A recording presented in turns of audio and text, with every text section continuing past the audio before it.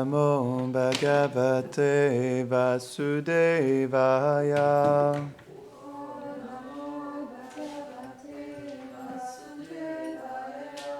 Om Namo Bhagavate Vasudevaya.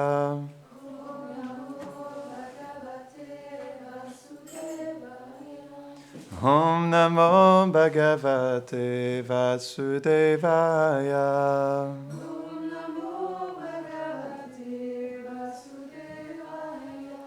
Bon, bienvenue à tous à Gopaji Mandir. Donc aujourd'hui, nous aimerions vous partager un verset de la Bhagavad Gita, chapitre 7, qui s'intitule Vijnana Yoga, le yoga de la connaissance réalisée. Verset 14. Daiviyesha gunamayi mama maya duratyaya mameva ye prapadyante mayam etam tadantite. Traduction. Cette énergie externe, matérielle, qui est mienne, qui est composée des trois modes et qui égare les âmes spirituelles, est certainement très difficile à surmonter. Mais ceux qui prennent un refuge exclusif en moi peuvent parfaitement transcender cette illusion. Commentaire. L'énergie matérielle est incommensurable pour l'âme infinitésimale, puisqu'elle la conditionne sans qu'elle puisse comprendre que sa réalité est l'âme, qui est purement spirituelle. Elle la plonge dans l'ignorance et lui fait croire qu'elle est une autre entité. L'âme conditionnée est tellement prise dans cette identification qu'elle ne peut même pas croire en l'existence de l'âme. Que dire de son lien éternel avec Krishna? Ainsi, elle passe ses jours à œuvrer avec acharnement pour des choses temporaires reliées au corps, à la famille, à la patrie, pour ensuite les abandonner au moment de la mort, tout comme un rêve qu'on abandonne au réveil. Puis, de nouveau, en acceptant un autre corps, elle accepte un nouveau rôle avec d'autres attachements et d'autres buts temporaires et illusoires. Il est donc très difficile, voire impossible pour l'âme conditionnée de se délivrer de cette fausse identification. L'énergie matérielle est la réflexion de l'énergie spirituelle. Or, le service de dévotion est une manifestation de la puissance spirituelle. Ainsi, lorsqu'un dévot sert Krishna avec amour et dévotion, l'énergie matérielle relâche graduellement son emprise sur l'âme et l'énergie spirituelle révèle sa réalité et son lien avec le Seigneur pour la délivrer complètement. Le seul moyen pour l'âme d'échapper à l'influence de l'énergie matérielle est de prendre refuge en Krishna, à travers son pur service de dévotion. Nous devons nous rappeler que l'énergie matérielle conditionne seulement les âmes qui se détournent du service d'amour du Seigneur, pas celles qui prennent refuge en lui. Om Gyanatimirandasya Gyananjara Sharakaya Chakshurun Militam Jena Tasmai Shri Gurave Namaha Shri Chaitanya Manobishtam Stapitam Jena Bhutare Swayam Rupa Kadamayam Dadati Svapadantikam He Krishna Karuna Sindhu Dinabandho Jagatpate Gopisha Gopika Kanta Radha Kanta Namostute Tapta Kanchana Gaurangi Radhe Vrindavaneshwari Rishabhanusute Devi Pranamami Hari Priye Vanchakalpatarubhyascha Kripa Sindhubhya eva cha Patitanam Pavanebhyo Vaishnavebhyo Namo Namaha Jaya Shri Krishna Chaitanya Prabhu Nityananda Shri Advaita Gadadhara Shivasadi Gaura Bhakta Vrinda Hare Krishna Krishna Krishna Hare Hare Hare Rama Rama Rama Hare Hare. Bonjour. Donc, je voudrais demander les bénédictions à mon maître spirituel pour pouvoir vous partager un petit peu sur les gloires de la Bhagavad Gita. Donc, c'est un verset qui est très intéressant pour nous. Donc, aujourd'hui, j'aimerais vous partager comment prendre refuge en Krishna. Parce que Krishna, il est tout. La réalité, c'est que l'âme spirituelle, elle prend toujours refuge en Krishna, c'est juste qu'elle n'en est pas consciente. Krishna, il explique dans ce même chapitre, non? Il explique qu'il est la source du souvenir, il est la connaissance et aussi à la fois l'oubli. Donc, tout vient de Krishna. Et comme en fait Krishna, c'est lui qui possède toutes les énergies, donc c'est expliqué cette énergie divine. Pourquoi cette énergie matérielle, elle est considérée comme divine? C'est expliqué par nos acharyas qu'elle est considérée comme divine parce qu'elle est conduite par la volonté divine de Krishna. Et parce qu'elle est connectée à Krishna, c'est aussi considéré comme une énergie divine. Parce qu'aussi, dans le 9e chapitre, verset 13, donc c'est toujours la même énergie, mais dépendamment de quel refuge on prend en Krishna, cette énergie se manifeste différemment. Donc, il y a un autre verset dans le 9e chapitre, cette fois-ci, qui explique « Ô fils de Pritha, parce que les grandes âmes ont pris refuge dans ma nature divine, elles me savent être la cause originelle et impérissable de tous les êtres. Elles s'engagent constamment dans mon adoration, le mental exclusivement fixé sur moi. » Donc, Srila Prabhupada, il explique un point très intéressant dans son commentaire sur la Bhagavad Gita. Il affirme que c'est toujours la même énergie, en fait, parce qu'on appelle ça la Svarupa Shakti. Srimati Radharani est née l'énergie suprême. Toutes les énergies émanent de Srimati Radharani. Et Krishna, il est Shaktiman. En fait, c'est lui qui possède les énergies. Donc, c'est lui qui contrôle toutes les énergies. Et donc, toutes les énergies viennent de Srimati Radharani. Et Srila Prabhupada, il explique que cette même énergie, elle se transforme selon la manière dont on réciproque avec elle. Donc, si on souhaite oublier Krishna, si on veut se séparer de lui, alors c'est l'énergie matérielle qui se manifeste et qui nous recouvre et qui nous pousse à être dans l'oubli de Krishna. Et si on veut se souvenir de Krishna, si on veut accomplir des activités pour son plaisir, alors c'est toujours la même énergie, mais qui se manifeste d'une manière dévotionnelle. Donc, il expliquait un point très intéressant, c'est que juste comme ça, en fait, l'énergie de Krishna peut soit devenir matérielle ou soit être spirituelle, dépendamment de comment elle est connectée. Parce que tout est Krishna. En réalité, Maya veut dire ce qui n'est pas Krishna. Donc, il n'y a aucune illusion en réalité. La seule illusion, c'est que je crois que quelque chose est séparé de Krishna.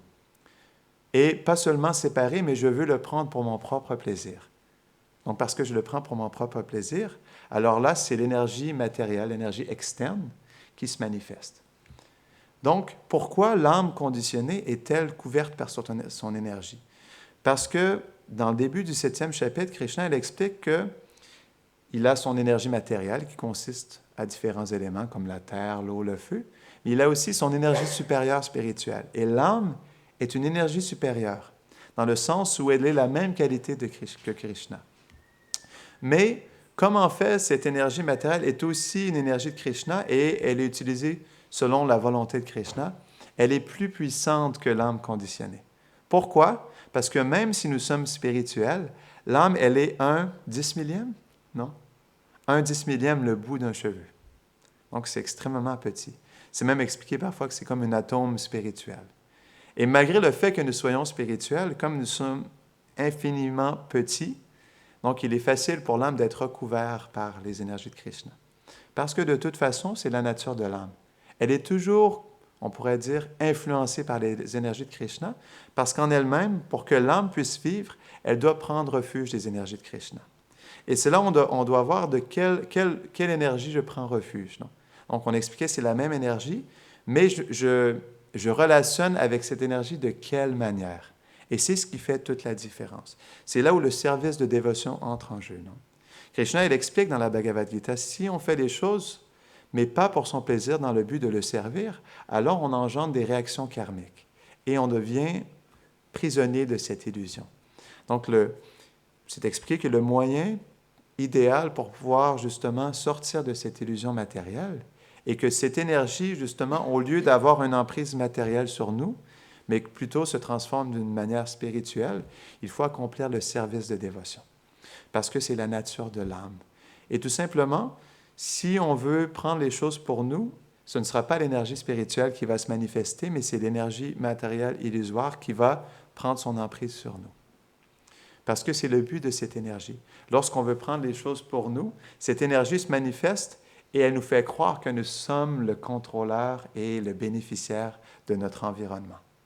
Mais dès que on engage l'âme dans le service de dévotion, alors cette énergie, elle se transforme complètement.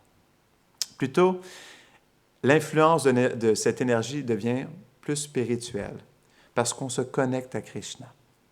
Et parce que, justement, cette énergie, même le service de dévotion, c'est une énergie en soi, on appelle ça Bhakti. Bhakti Devi, ça vient toujours de Radharani, mais Bhakti, c'est une énergie. Donc, pour qu'on puisse justement s'engager dans le service de Krishna, cette énergie doit nous mettre en pouvoir pour qu'on puisse servir Krishna. De même manière à ce que l'énergie matérielle met en pouvoir toutes les âmes conditionnées pour pouvoir servir l'illusion, servir cet environnement qu'on croit être le nôtre. Donc, elle nous met en pouvoir parfaitement. Et on peut voir, donc, dans notre vie, on se sent justement complètement en contrôle de nos sentiments, de nos désirs, de cet environnement, de nos relations.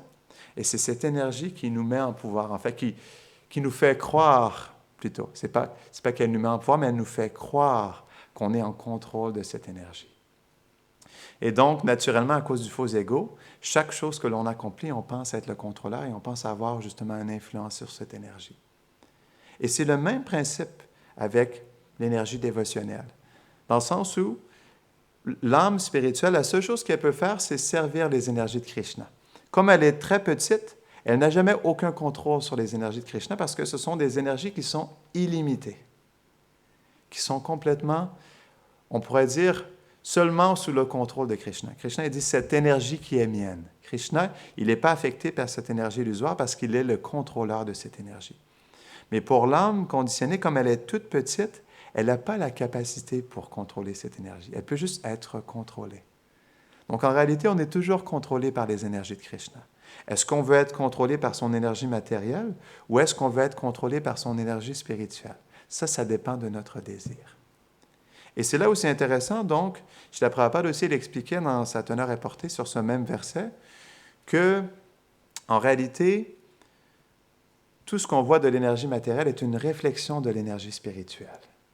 Donc, c'est pourquoi toutes les activités qu'on accomplit dans ce monde, tous les sentiments que l'on goûte, viennent de Krishna. Donc, à la base, ils trouvent leur énergie ils trouvent leur source dans cette énergie spirituelle. Et donc, toutes les choses qu'on fait dans ce monde, c'est toujours connecté à Krishna, mais comme on essaye de les séparer de Krishna, notre expérience sera toujours limitée et aussi apportera toujours des difficultés. Parce que lorsqu'on prend l'énergie de Krishna, mais pour son plaisir, comme on expliquait tout à l'heure, on doit accumuler des réactions karmiques. Et comme il y a certaines lois qui gouvernent cette énergie matérielle, dont le karma, ce qui veut dire que pour chaque action, il y a une réaction égale et opposée. Donc, on récolte ce que l'on sème. Et parce qu'on prend, Krishna, il explique dans le 3e chapitre. Donc, tu peux venir dans ce monde, Arjuna, mais quand tu viens dans ce monde, tu dois venir dans un esprit de sacrifice. Parce que si tu ne viens pas dans l'esprit de sacrifice, alors tu accumuleras des réactions karmiques et tu devras justement souffrir des réactions de tes actes. Donc, c'est pourquoi Krishna il nous explique dans la Gita, dans l'esprit de sacrifice, on doit venir. Parce que de toute façon, tout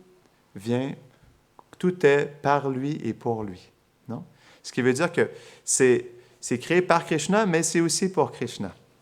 Parce que Krishna, il est le bénéficiaire suprême. Et lorsqu'on comprend ce principe, non? Bhoktaram yagata pasam. Dans le 5e chapitre, le dernier verset, Krishna, il explique que donc, je suis celui qui maintient tous les univers. C'est moi qui est le contrôleur suprême. Et donc, naturellement, si on réalise que Krishna est l'autorité suprême et qu'on est fait pour le servir, naturellement, alors là, l'âme peut pleinement s'exprimer et peut pleinement cultiver sa relation avec Krishna. Parce qu'on est toujours en relation avec lui. C'est juste qu'on est dans l'oubli de lui, de sa personne, et comme on est engagé dans l'énergie illusoire, alors on se pense être à la place de Krishna. Et malheureusement, à cause de cet état d'esprit, on ne peut pas se souvenir de lui, on ne peut pas développer notre relation avec lui. Il reste toujours présent parce que c'est lui qui est présent dans le cœur et qui, justement, répond à tous nos désirs. Il est conscient de tout ce qu'on désire dans ce monde et il répond aussi à nos désirs. En anglais, on dit « Man proposes, God disposes ». Donc, on propose un désir et Krishna qui est dans le cœur, il dispose de ce désir. Donc, c'est toujours lui qui répond à tous nos désirs. Mais comme on décide de vivre sans lui, ou plutôt pas connecté directement avec lui, Krishna ne se manifeste pas. Il reste caché. Non? Et donc, c'est là où c'est intéressant. Donc, on parlait de cette énergie. Donc, dans le service de dévotion, ce n'est pas qu'on change complètement notre style de vie, mais c'est on change comment on réciproque avec les énergies de Krishna. Est-ce qu'on est connecté avec Krishna dans ce que l'on fait? Si on est déconnecté, alors on accumule le karma. Et si on se connecte à lui, même à travers ce que les gens font en général, dans le sens où les gens cuisinent, non? Les gens vont travailler, les gens ont des enfants. Et toutes ces choses, en fait, ils peuvent aussi être accomplis dans le service de dévotion. Parce que de toute façon, cette énergie qui bouge, elle vient de Krishna. Et elle est sous la volonté de Krishna. Donc, c'est toujours sous sa volonté. Mais est-ce qu'on décide de connecter ce qu'on fait à Krishna ou pas? Cette énergie matérielle, elle est toujours connectée à lui. On avait expliqué que de toute façon, Lakshmi elle-même, elle dit que tout ce qu'elle manifeste dans ce monde, que ce soit le corps, les sens, les objets des sens, l'environnement, toutes ces choses sont des objets d'adoration pour Krishna. L'énergie de Krishna, elle est toujours faite pour lui donner satisfaction. Parce qu'il y a Krishna et ses énergies. Et nous aussi, on est une énergie de Krishna, mais dû au faux ego, on pense être le contrôleur. On pense contrôler l'énergie de Krishna. C'est ça qui est intéressant. Et c'est là le problème. C'est parce qu'on se croit être le contrôleur de l'énergie. Et comme il n'y a que Krishna qui contrôle ces énergies, lorsqu'on se met dans cette mentalité de contrôler les énergies de Krishna, alors on doit recevoir des réactions. Parce que ce n'est pas la nature de l'âme, non? Et donc, on expliquait tout à l'heure que cette énergie, elle peut complètement, justement, changer d'influence, dépendamment de notre état de conscience. Et le service de dévotion, c'est ce qui nous permet vraiment, à travers tous nos gestes du quotidien, au lieu d'accumuler du karma, de se connecter à Krishna, d'accomplir nos activités, mais dans le but de plaire à Krishna. Et comme on se connecte à Krishna à travers tout ce qu'on fait, alors naturellement, Krishna se manifeste. Et le cœur se purifie, parce que tout ce qui devient connecté à Krishna devient pur. Parce que Krishna, il est la pureté suprême. Il explique ça dans le Sri Upanishad, qu'il est la pureté suprême. Et Srila Prabhupada, dans son commentaire, il explique quelque chose de très intéressant. Il explique que Krishna, il est antiseptique. Dans le sens où, qu'est-ce que antiseptique veut dire? Ça veut dire que c'est quelque chose qui purifie quelque chose qui est contaminé, non? Comme par exemple, si on a une blessure et on a peur que ça s'infecte, donc on va placer un antiseptique pour purifier la plaie et enlever tout ce qui est impur, non? Pour que ça revienne à son état naturel. C'est la même chose avec Krishna. Lorsqu'on se connecte avec Krishna, tout se purifie dans notre vie. Parce que Krishna, il est la pureté suprême.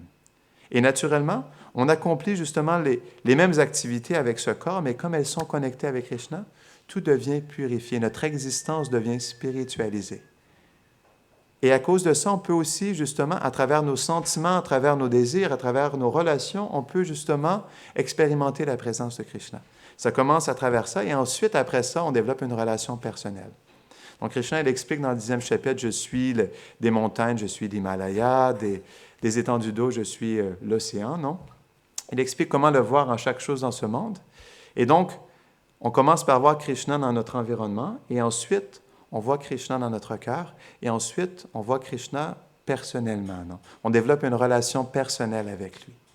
Ça commence par l'aspect plus impersonnel, et graduellement, on apprend justement à développer une relation personnelle avec Krishna. Donc, on expliquait justement, au départ, les gens cherchent toujours à avoir l'expérience de Krishna, mais c'est juste qu'elles le font, mais dans l'oubli de Krishna. Et donc, lorsqu'on comprend que Krishna, il est la source de toutes les relations, de tous les sentiments, de toute la félicité, pourquoi ne pas avoir une relation personnelle avec Krishna? Si c'est lui qui est la source de toutes ces choses. Il explique aussi à la fin du 10e chapitre, non, que ce monde matériel est seulement une fraction de ma splendeur. Une fraction, juste une étincelle de ma splendeur. Donc, toutes les choses qui nous attirent en ce monde, peu importe ce que c'est, donc c'est tellement insignifiant par rapport à la beauté de Krishna. Parce que la beauté de Krishna, elle est illimitée. Non? L'amour que Krishna porte pour les êtres, il est illimité. Non? Le désir qu'il a de relationner avec les êtres, il est tellement profond. Donc, pourquoi, au lieu de réciproquer avec cette énergie externe, pourquoi ne pas vouloir relationner directement avec Krishna, non? Et Donc, comme l'explique aussi Krishna dans le 4e chapitre de la Gita, donc, pour relationner avec Krishna, on doit se connecter avec un maître spirituel qui, lui, a une relation personnelle avec Krishna. Comme il voit Krishna face à face, comme il le connaît personnellement, et comme il a une relation personnelle avec lui, il peut justement engager les êtres dans le service de Krishna. Et c'est là où justement, pour pouvoir comprendre Krishna et développer notre relation avec lui, il est essentiel de se connecter avec un maître spirituel. Parce que l'âme, elle est conditionnée à la base. On appelle ça Jivabhada. L'âme, elle est enchaînée par la matière. On appelle ça les gunas. Les gunas, ce sont les modes de la nature qui sont comme des cordes qu'on appelle la passion, l'ignorance et la vertu. Ce sont comme des cordes qui enchaînent l'être et qui ne permettent pas à l'être d'être libéré, non? D'être libre et de pouvoir relationner avec Krishna. Parce que les modes de la nature gardent Krishna dans l'illusion, non? Et donc, le maître spirituel, non? C'est une personne qui est réalisée, qui est libérée. Et parce que, justement, le maître spirituel, il n'est pas sous l'influence des modes de la nature, il est justement qualifié pour libérer l'être qui est attaché par ces cordes qui sont très fortes. Donc, Prahlad Maharaj, il explique dans le 7e chant du Bhagavatam que ces cordes de l'énergie matérielle, elles sont très fortes, très puissantes. Non? Comme l'explique aussi Krishna, cette énergie matérielle, elle est très puissante parce que c'est une énergie de Krishna.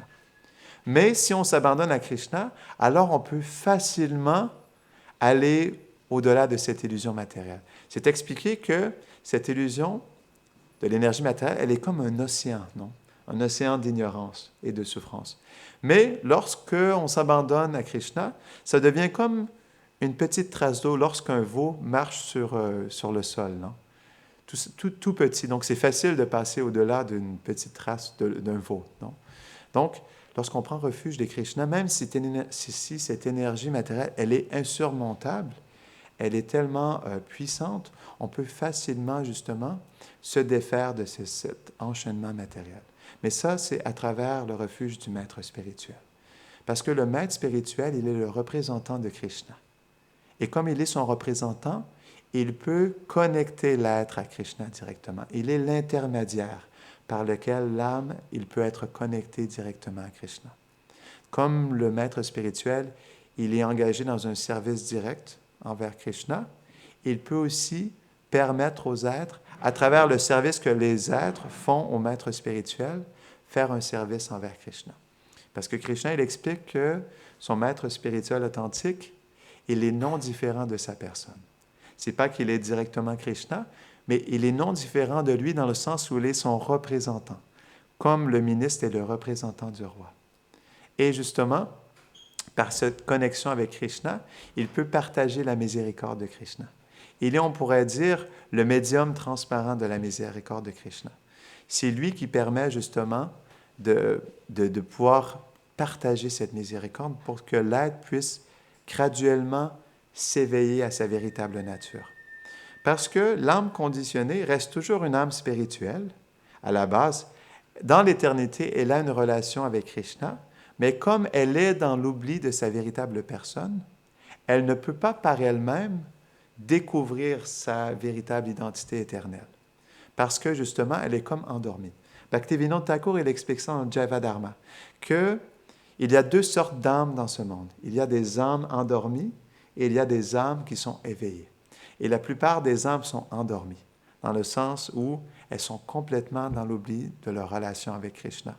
Et justement, ce sont les âmes éveillées qui sont dans ce monde qui, graduellement, en engageant les êtres dans le service de dévotion, les aident justement à purifier leur cœur et par la connaissance qu'ils partagent, en les instruisant dans le service de dévotion et en les engageant dans le service de Krishna, à travers ces différents aspects, il connecte l'être à Krishna et il lui permet graduellement de s'éveiller à sa véritable nature et sa relation personnelle avec Krishna. Parce que les grands sages, qu'on appelle les acharyas, les grands maîtres dans notre lignée, expliquent que l'âme vient à la base avec une graine dans son cœur, non? Une graine de sa relation éternelle avec Krishna. Oui? Question. Oui, bien sûr. Ça paraît étrange, on dit que l'âme est dans le cœur. Donc pourquoi on a besoin d'une personne pour que ça s'éveille? Ça devrait s'éveiller tout seul, je ne comprends pas. Pourquoi ça ne peut pas s'éveiller tout seul? Vishwanath Chakravarti Thakur, il explique ça dans le Madhurya Kanamini. Il explique que la bhakti vient de la bhakti. Et comme en fait la bhakti dans le cœur de l'âme conditionnée est sous forme, on pourrait dire, dormante, elle n'est pas éveillée. Donc, seulement une personne qui a la bhakti éveillée dans son cœur peut transmettre la bhakti dans le cœur d'une âme conditionnée. Donc, comme l'âme est endormie, elle n'est pas encore éveillée à cette... La bhakti veut dire la dévotion, elle n'est pas encore éveillée à cette dévotion qui est présente dans son cœur, mais qui, sous forme de graine, on pourrait dire comme qui n'a pas encore été éclos. Non? Donc, seulement une personne qui a cette relation avec Krishna et qui a cette dévotion pour Krishna peut planter la graine, pas planter, mais peut, on pourrait dire, l'arroser, non? Peut arroser cette graine de la dévotion qui est présente, mais sous forme endormie dans le cœur de l'être, et graduellement, par son association, son instruction, et comment il engage l'être dans le service de Krishna, il peut, à travers cette présence, justement, éveiller la dévotion dans son cœur. Est-ce que ça répond à ta question? Bhaktivinoda Thakur, il explique un point, je pense, qui est plus difficile à comprendre, mais plus pertinent. C'est que, en fait, il dit qu'il y a deux sortes d'âmes. Les associés éternels du Seigneur, qui ne sont jamais tombés dans ce monde, qui ne peuvent jamais oublier le Seigneur. Et puis, il y a les âmes marginales. Et les âmes marginales, bien qu'elles aient la même constitution, qu'elles soient Satchitananda, fait d'éternité, de connaissance et de félicité, en fait, l'éternité de la connaissance et de la félicité, elle n'est pas éveillée dans l'amour de Dieu, dans une relation avec le Seigneur suprême. Ça veut dire que quand elles viennent dans le monde matériel, leur conception de Dieu est une conception impersonnelle, parce qu'on n'a pas de relation. Donc même quand elles font du yoga par elles-mêmes, même quand elles peuvent atteindre un état d'illumination, ça reste impersonnel, parce que c'est ce qu'elles ont dans leur cœur. Et donc, pourquoi on a besoin du système de la filiation spirituelle? Parce que Krishna, à travers une filiation spirituelle, le maître spirituel, il donne le savoir de la relation éternelle avec lui-même et l'amour. C'est pour ça qu'on a besoin, en fait, du principe du gourou. Parce que simplement seul, on peut simplement réaliser le soi. Et le soi, c'est l'âme, mais sans relation avec le Seigneur suprême. Ça veut dire dans sa nature marginale. C'est ce que Bhaktivinoda Thakur explique et c'est très intéressant. Merci beaucoup pour ce commentaire très pertinent. Donc, on a presque terminé. Est-ce qu'il y a d'autres questions, commentaires avant qu'on passe à l'arti? Merci beaucoup pour votre attention. Jai.